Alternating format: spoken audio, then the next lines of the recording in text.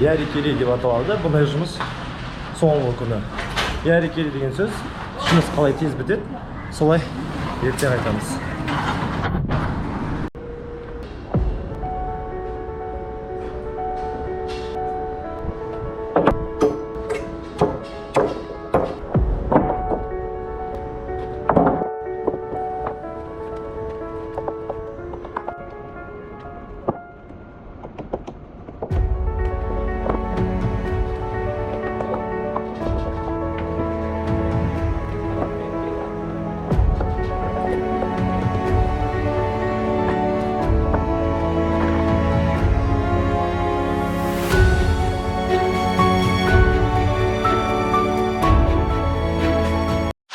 Бірінші жұмысты біттік.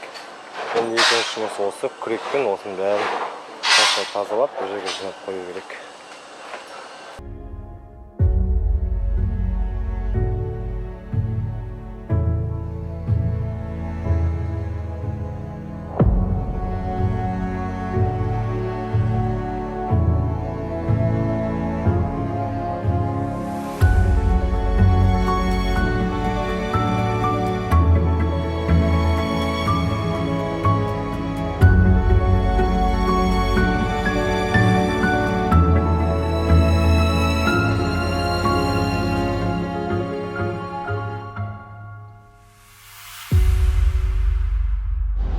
Міне жұмысты да бітіріп тастадық, бәрін салып, қазір осының бәрін төмен түсіреміз, машинаға салып, мусордың бәрін.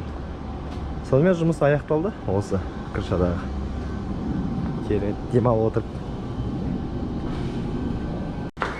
Ал енді төменге түсіп, қазір барлық мусордың бәрін бір жерге жинап, машинаға темірлерді салып, сонымен жұмыс аяқталады. Бүгінге қазір 1 сағаттың ішінде үйге қайтамыз. Сағат енді ғана 2 болып жатыр.